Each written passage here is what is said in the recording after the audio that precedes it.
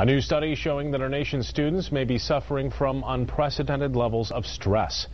The research says 5 times as many high school and college students are dealing with anxiety and other mental issues and that students than in the Great Depression era.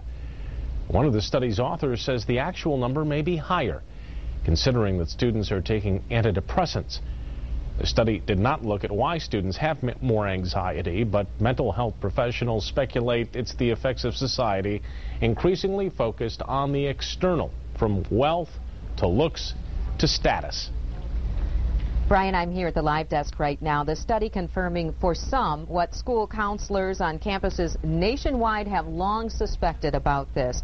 So what is behind all of this? I'm joined here in the newsroom with Adele Cadieux, a child psychologist with the Helen DeVos Children's Hospital. Thanks for joining us tonight. Thank you. So the study indicates that maybe it has something to do with the added pressure on kids about wealth and status and how they look. What are your thoughts on that? That's what some psychologists are speculating. Well, and that's one of the things that research was looking at, is that over the generations we've had a little more emphasis on what are called extrinsic goals, and those are those things like wealth and the things that we can buy and get, and those do place added stress and pressure on kids because our goals then are, I have to have more, and if you always have to have more, then you never achieve your goal. Right.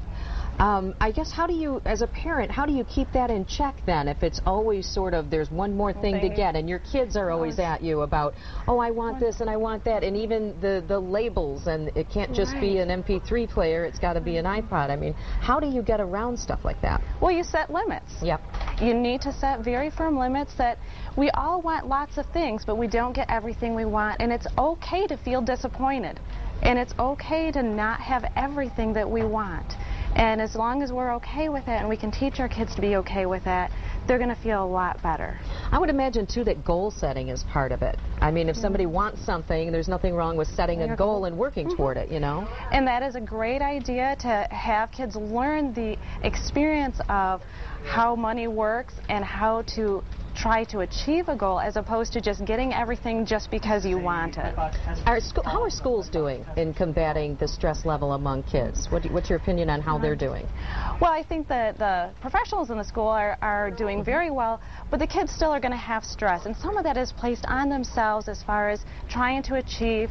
Already we have, kids that are taking AP classes and preparing for college.